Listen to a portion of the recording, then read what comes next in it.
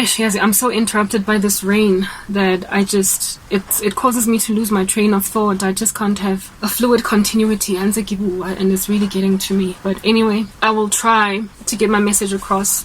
Please go check out the previous part to gauge your bearings. I was speaking about the darkness of these women. They have put me on the precipice of death. The only reason I am not dead is because I fear God too much at my own hands. My body is healthy, so I'm not leaving any minute now naturally. But I feel patronized by continuing to live another day. And she who has done that to me are a conglomerate of women. You know, the harshness of men in South Africa is because of the wickedness of women, but it is also because of their own rebellion to take up their positions of honor, because a woman is converted into a beast, a monster, a menacing thing that is hard to gaze your eyes upon by functioning and operating perpetually in a curse. So I have a way on Facebook to guard my heart from reading vile comments, just like YouTube. Not YouTube, sorry, Mara. YouTube is silenced comments. Facebook, you can't silence comments for whatever reason. I don't know why. TikTok, when you silence them, your content goes nowhere. So my strategy on TikTok is to not read comments at all. When I drop down the button, I go to the filter that says only look at likes to see how my content is doing, but I don't read comments, good or bad. Because last time I did, my whole day was ruined from one little video's comments. So I avoid them all now. I told myself that I'm going to do the same thing on Facebook should they start to come in. And how it is that I conquer the Facebook heartbreak of people that just tactlessly drop bombs is by checking. Facebook tells you who has liked your stuff, and based on who has liked, if at all somebody says, like TikTok, the comments on TikTok, as soon as you drop down the notification button, you see the comment, whether or not you've clicked on it. Thankfully, Facebook doesn't have that feature. You have to go inside the actual video to see the comment. So you are protected, your eyes are protected on Facebook from seeing the comment mistakenly. You literally have to go in there to see it. Do you understand?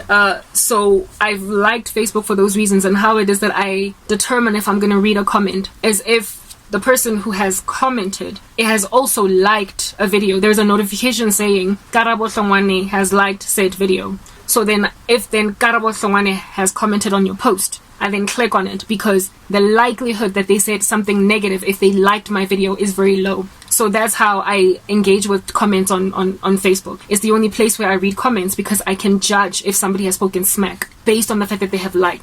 So I have had like a history of just removing a notification of a comment if I can't see in the other comments that this person has liked something that I said or reacted to it in a positive way. Unfortunately, however, today I went into a video that was liked by a bunch of people. I had deleted a comment that came in earlier because it was not linked to a like that I could see below. I went into this video like from some other place, and I noticed that there was one comment there, and I was kind of like not sure, have I seen this comment, what's going on? And for the life of me, I shouldn't have done that. I clicked on it, having deleted that notification of that comment coming through.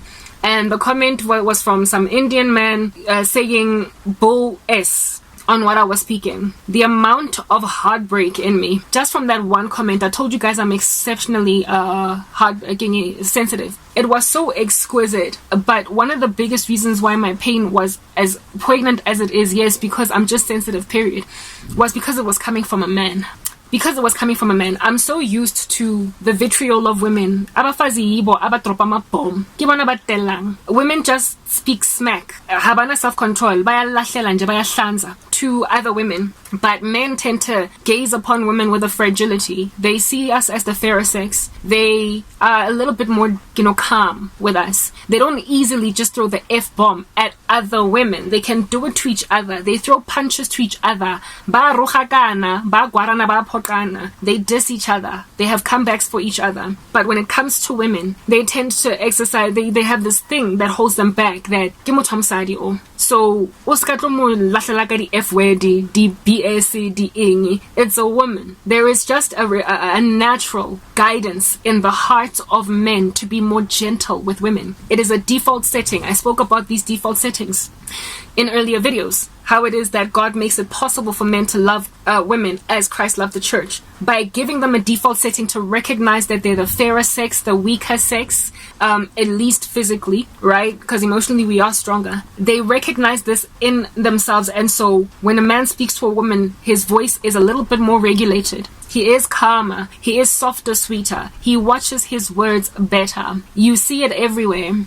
In the office, how they talk to other men versus women. They can't help it. It's natural. They're just a lot easier with us. A lot of women find it offensive because of this feministic movement. When men in the office, for instance, upon conversing with their female colleagues, sometimes end a sentence with "no, my dear," "no, yeah, just like my dear," or "no, sweetheart," or "no, whatever. And they get upset on some "don't call me sweetheart, don't call me my dear, this is professional." Would you say my dear to a guy? Would you say my dear to your male subordinate? You are sexually harassing me, or you are inappropriate in your conversation, without recognizing that it is literally a default setting in men when they are dealing with girls and women to just clothe them with softness. It comes from God. So when a male colleague, your boss, says, "Okay, my dear," at the end of a sentence, it is not always sexual harassment. You need to gauge the man himself. If like an older guy calls you "my darling," go officing, it is not always because he has no respect for your strong androgynous female thing that you're doing, cracking a corporate whip. It is the natural default setting of men to be softer towards women. Dimu yenza that way. We are the fairer sex, and when a man is still defaulting that way, he is preserved, not tarnished. So when a man calls you dear, he is right in the way that he relates with women. Do you understand? So when then a man is the opposite of that, when a man has been so taken into a reprobate mind and been tarnished in the way that he is, such that he can easily in traffic. I don't know how many times guys in traffic, men in traffic, have walked in a little bit of a boiling road rage situation because I'm a little too slow or whatever. And as soon as they look into my car and see that I'm a woman, something in them just gets fixed.